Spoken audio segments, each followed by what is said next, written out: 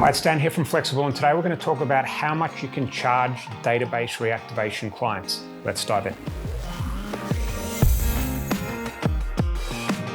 Okay, so before I get started on this question that I had inside my school group, the AI automation agency Ninjas, I want to give you a bit of context around how we're doing database reactivation in 2024 and what it looks like when we combine the beauty of a great offer for database reactivation and the power of artificial intelligence and what we're seeing going on with OpenAI and ChatGPT and all that kind of stuff, okay? Okay, so the way we're transacting with clients right now is we reach out to them. It obviously helps if you've got a relationship with them already, but you can also do it cold, and ask if they've got any old leads that we can reactivate with ChatGPT and book those appointments or callbacks or whatever they are back into their CRM system for them to call and close. Because this is a performance basis deal where we don't get paid unless there are results, it's an extremely easy offer to sell. Okay, so unless our ChatGPT, we call it a sales android, churns through the database and books in appointments, and if it doesn't do that and nothing happens, then you know it's on us. It's our time,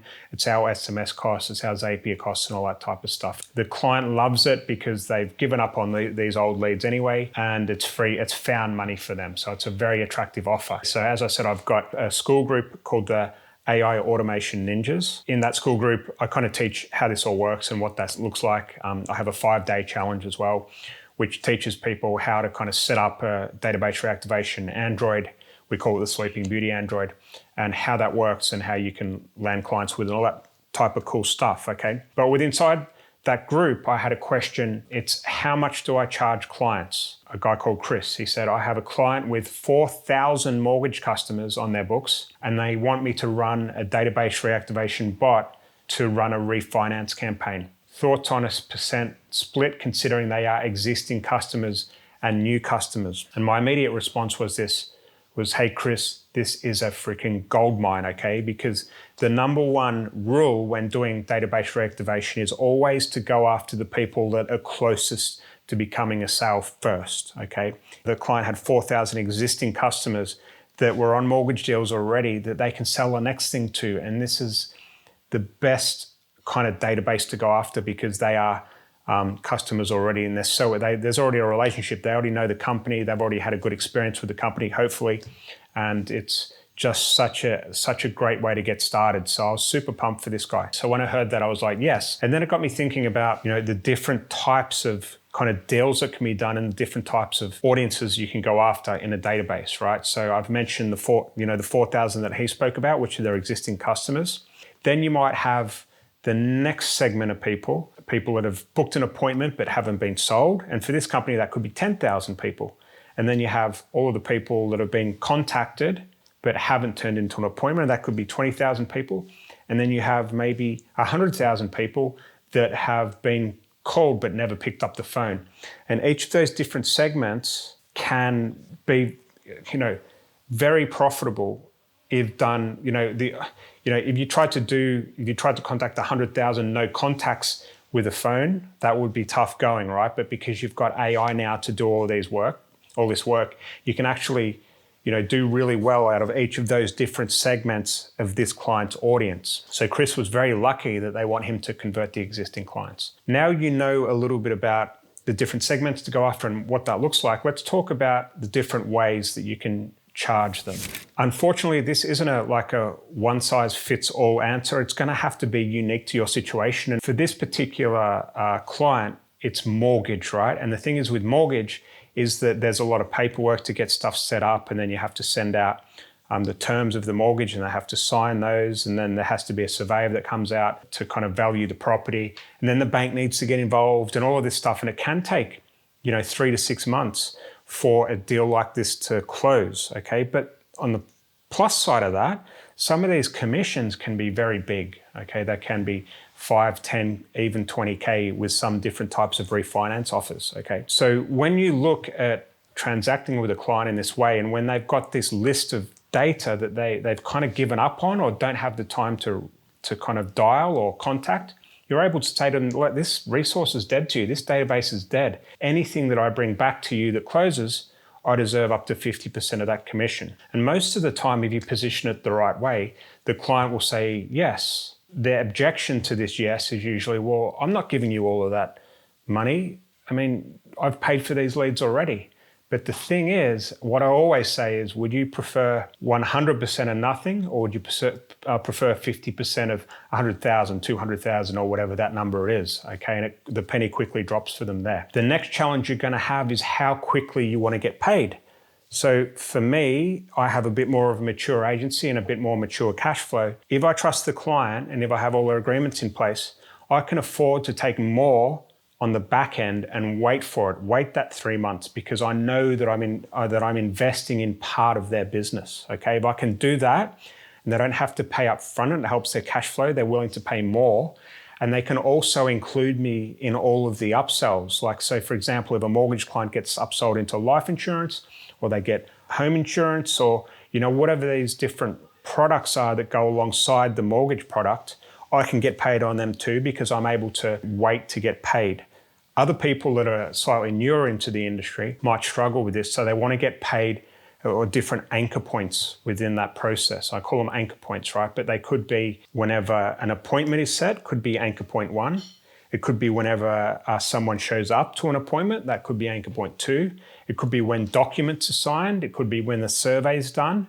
All of these different anchor points, the client will know what the drop-off rate is after each of those appointments. So you can quite easily use basic maths to figure out how much you're due to be paid based on what the commission is at the 3 month to 6 month level, as that makes sense. So let's say it's $10,000 that you'll get paid if you waited three months.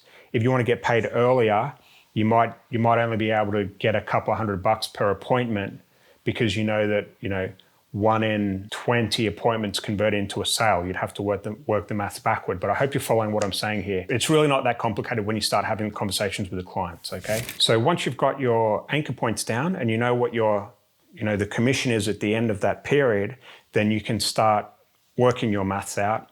You can figure out how much you're paid, and you can then negotiate with the client accordingly. Just be aware that if you are getting paid earlier in the process, that money is coming out of their pocket earlier before the actual commission from the bank or whatever hits their business, okay? So they have to be quite cash flow positive to afford to pay out like that.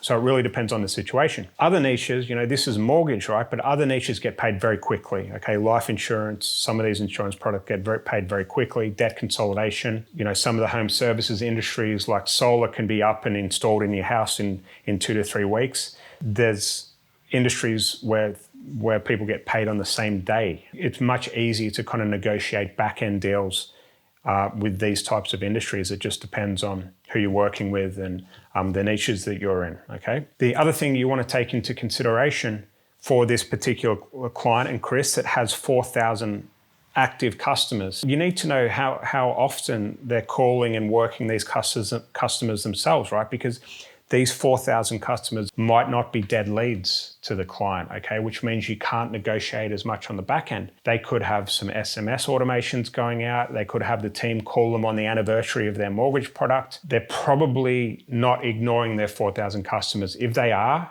then there's something wrong, and I doubt they will have 4,000 customers, because usually a business won't be around that long that neglects their customers, okay? But you want to find out what they're doing. Let's say out of those 4,000 customers, they're generating $1 million in revenue per year from their customers, okay? What you want to do is try and negotiate how much of the upside above that 1 million you can get. So if they're generating $1 million and you can implement AI into these 4,000 people, you can get them to reach out faster and quicker. You can send out hand raisers to get them to respond. You can use AI to see if they want to be upsold into a different product. Whatever that type of thing is, you can measure how much potential there is above that million, and then negotiate your 50% or your 25% or whatever you're comfortable with above that $1 million in revenue, if that makes sense, okay? So that's a little bit more complex if you're working with existing client databases. But if we look at some of these other segments of the databases I was talking about before, the no contacts, the appointments that haven't showed up, okay? Most of the time, these businesses don't have the in-house capacity, the people to dial, the appointment setters. These are all costs that the business usually can't absorb. So what usually happens is they're just left with all of these leads that they've given up on, just kind of sitting there. And that's really where you're ripe to be able to go in and say, hey, listen, Mr. and Mrs. Client, you know, you've got 100,000 people sitting here. How often are you dialing them? There's gold there. There really is gold. And if they're able to come back and say, yeah, okay, well, you're right, let's give it a go, then you're on to your first test where you can implement a sales Android onto their database and you can start booking appointments, and then you can negotiate the larger percentages of the deals. All right, so I hope you've had a bit of a better understanding. As I've kind of recorded this video, I realize I've kind of been all over the shop, but it's because each situation, each niche is different, each type of database you get is different, and you really have to be able to listen to what clients are doing, and they're usually the ones that tell you kind of what they're willing to pay, especially if they're dead leads. They know it's found money for them and they want to make that deal work, okay? But if I'm looking at, you know, a general rule of thumb that I can give you, if you are thinking about using AI for database reactivation, you want to be charging between 25 and 50% of the profit from each sale that comes from the leads that are introduced back into the client systems via database reactivation. 25 to 50%. So if you're not able to wait until to get paid later, you have to do your maths and work backwards and figure out what the equivalent of, you know, 25 to 50% is for their appointment at a much earlier anchor point. All right, I hope you've followed this video and I haven't confused you too much. It's really not too bad once you start having conversations with clients, so I'd recommend you give it a go. But if you do want to find out more about how to do database reactivation with AI, we have a free 5-day challenge. There'll be a link below it that you can click. It's on my YouTube channel. Go check it out. It's good stuff. It won't take you more than 20 minutes to an hour per day to get going. You'll really enjoy it. I promise you it's good stuff. I'll speak to you soon. Take care.